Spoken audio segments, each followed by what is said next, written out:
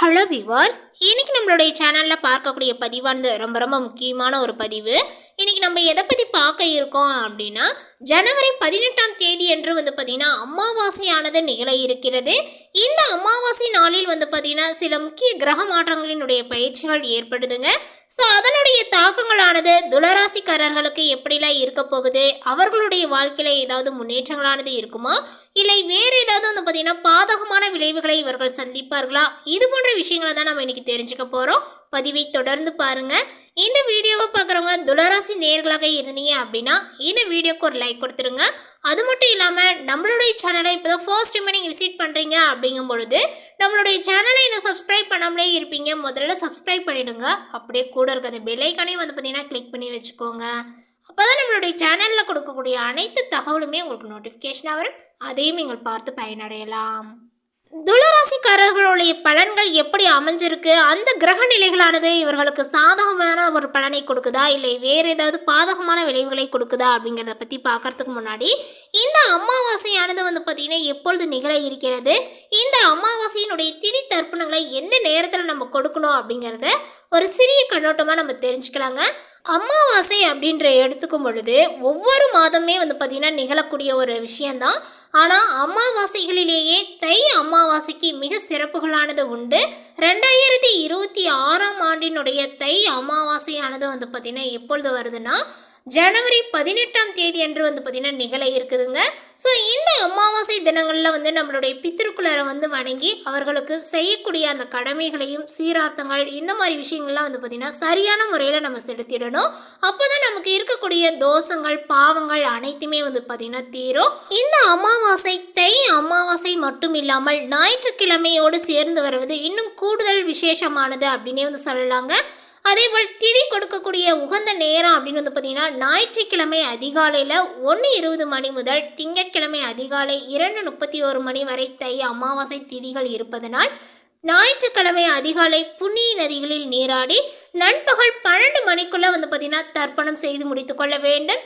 சூரிய உதயத்திற்கு முன்பாக பிரம்ம முகூர்த்தம் இருப்பதனால சூரியன் வந்த பிறகு கொடுக்க வேண்டும் என்று பார்த்தீங்கன்னா கிடையாது. பிரம்ம முகூர்த்தத்திலேயே பார்த்தீங்கன்னா செய்வது ரொம்ப புண்ணியமாகும்.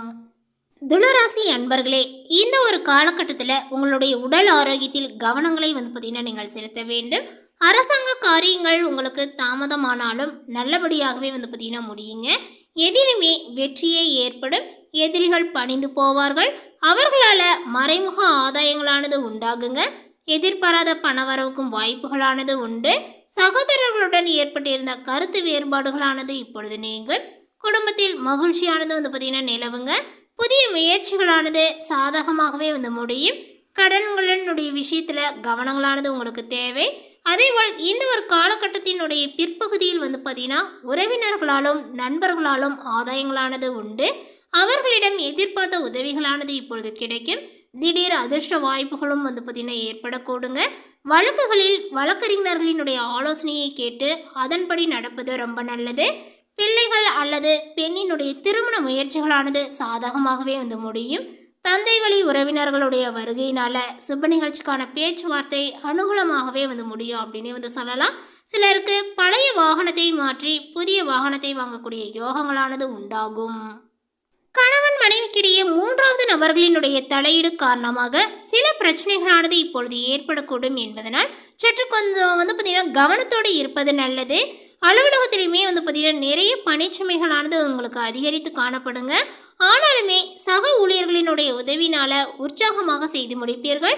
மேலதிகாரிகள் உங்களுக்கு அனுசரணையாக நடந்து கொள்வார்கள். தொழில் வியாபாரத்தில் பற்று வரவில் கவனமாக இருக்க வேண்டும். பெரிய அளவில் கடன் தர வேண்டாம். பழைய பாக்கிகளை கராராக பேசிதான் வசூலிக்க வேண்டி இருக்கும்.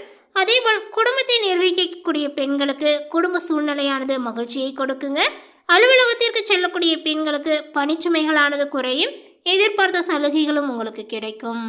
மேலுமே இந்த ஒரு நேரங்களானது நீங்கள் எண்ணியது பார்த்தீங்கன்னா நடந்தேறும் அப்படின்னு சொல்லலாம். உங்களை சாதாரணமாக நினைத்தவர்கள் கூட உங்களது திறமைகளை பார்த்தீங்கன்னா இப்பொழுது உணர்வார்கள். வாழ்க்கையை நகர்த்துவதில் இருந்த சிரமங்களானது இப்பொழுது சீராகும். நிம்மதியாகவும் இருப்பீர்கள். செல்வாக்குனால பார்த்தீங்கன்னா மற்றவர்களால் மதிக்கக்கூடிய ஒரு நிலைகளானது இப்பொழுது உண்டாகும். அதேபோல் துளராசியில், அதாவது உங்களுடைய ராசிக்கு 3, 6 அதிபதியான குரு பகவான் இந்த ஒரு காலகட்டத்தினுடைய துவக்கத்திலேயே வந்து பார்த்தீங்கன்னா 9ஆம் இடமான பாகிஸ்தானத்தில் வந்து பார்த்தீங்கன்னா சஞ்சரித்து வருகின்றார். ஸோ அதனால் உங்களுடைய தொழில் ஸ்தானத்தில் வந்து பார்த்தீங்கன்னா முன்னேற்றமான ஒரு மாற்றங்கள் ஏற்படும். இழந்த அனைத்து இன்பத் துன்பங்களையும் மீட்டு பெறப் போகின்றீர்கள். உங்களுடைய கற்பனை கனவுகளானது இப்பொழுது நினைவாக போகிறது. இளமையாக பரபரப்பாகவும் சுறுசுறுப்பாக வந்து பார்த்தீங்கன்னா நீங்கள் செயல்படுவீர்கள். துக்கத்தால் தூக்கமின்றி வந்து பார்த்திங்கன்னா நிறைய தவித்து இருந்திருப்பீங்க. அந்த ஒரு விஷயங்கள்லாம் வந்து மாறி நிம்மதியான ஒரு தூக்கங்கள்லாம் இப்போ வர ஆரம்பிக்கும். வழக்குகளில் தீர்ப்புகள் உங்களுக்கு சாதகமாகுங்க. பெண்களுக்கு வேலை பார்க்கக்கூடிய இடத்துல பாதுகாப்பானது ஏற்படும். அரசியல் பிரமுகர்களுக்கு தலைமையிட வந்து பார்த்திங்கன்னா இப்பொழுது ஆதரவானது உண்டு. பொருளாதார ஏற்றத்தாழ்வுகளானது இப்பொழுது அகலும். வட்டிக்கு வட்டி கட்டிய நிலைகளானது மாறுங்க. வியாபாரத்தில் நிலவிய மந்த நிலைகளானது நீங்கி தொழிலில் லாபங்களானது அதிகரிக்கும்.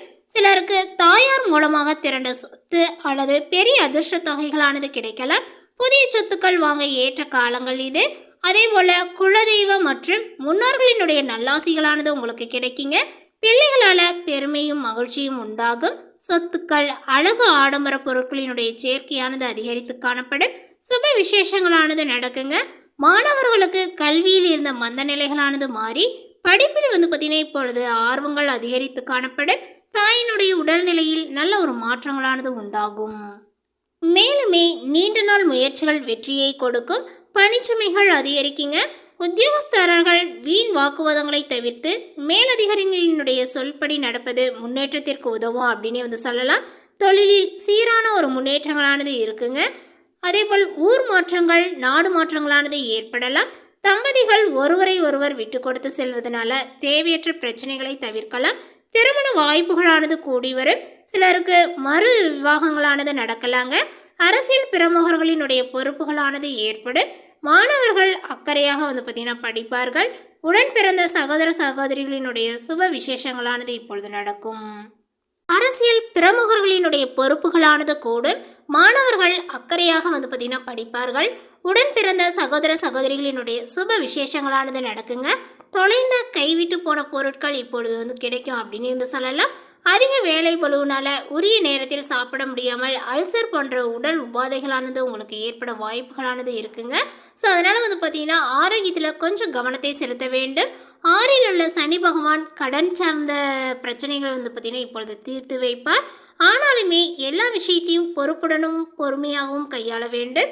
பணம் கொடுக்கல் வாங்கலினுடைய விஷயங்களில் யாரையுமே முழுமையாக நம்ப வேண்டாம். துளாராசிக்கு 5ஆம் இடத்தில் ராகுவும் 11ஆம் இடமான லாபஸ்தானத்தில் கேதுவும் வந்து பார்த்திங்கன்னா சஞ்சரித்து வருகின்றார்கள். ஸோ அதனால் வந்து பார்த்திங்கன்னா இந்த ஒரு காலகட்டங்கள் முதல்ல வந்து பார்க்கும் பொழுது சுகஸ்தானத்தில் ராகுவும் தொழில்ஸ்தானத்தில் கேதுவும் வந்து பார்த்திங்கன்னா சஞ்சரிப்பார்கள். அதனால் 5இல் உள்ள ராகு தொழிலையும் உத்தியோகத்திலையும் வந்து பார்த்திங்கன்னா குறுக்கு சிந்தனையை வந்து பார்த்திங்கன்னா புகுத்துவார். பங்குச்சந்தை முதலீடுகளால் உபரி வருமானங்களானது உண்டாகும்.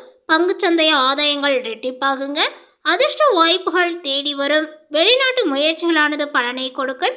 விரும்பிய உயர்கல்வி வாய்ப்புகளானது சிறு தடைகளுக்கு பின்னரே வந்து பார்த்திங்கன்னா சாதகமாகும் அப்படின்னு வந்து சொல்லலாம். பிள்ளைகளினுடைய மனதை புரிந்து கொள்வது சற்று கடினமாக இருக்கும். சிறு சிறு உடல் உபாதைகள் வைத்தியத்தினால வந்து பார்த்திங்கன்னா இப்பொழுது கட்டுப்படும் அப்படின்னு வந்து சொல்லலாம். அதே போல் உங்களுக்கு பொருளாதார நிலையில் நல்ல ஒரு நிரந்தரமான உயர்வுகள் ஏற்படும் அப்படின்னு வந்து சொல்லலாங்க. அதனால் உங்களுடைய மன அழுத்தமானது குறையும்.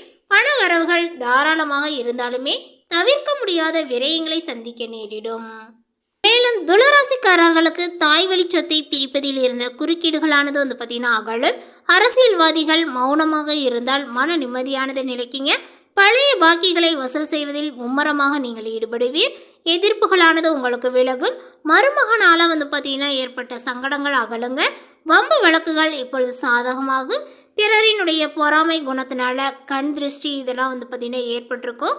அதெல்லாம் இப்போது வந்து பார்த்திங்கன்னா சரியாக போகுது அப்படின்னு வந்து சொல்லலாம். தாய்மாமன் மூலமாக அனுகூலங்கள் வந்து உங்களுக்கு கிடைக்க செய்யும். வீடு மனை சம்பந்தப்பட்ட விஷயங்களில் இருந்து வந்த சுணக்க நிலைகளும் மாறும். உங்களுக்கு இருந்த காரிய தடைகள் அனைத்துமே நீங்கக்கூடிய ஒரு காலகட்டங்கள் இது.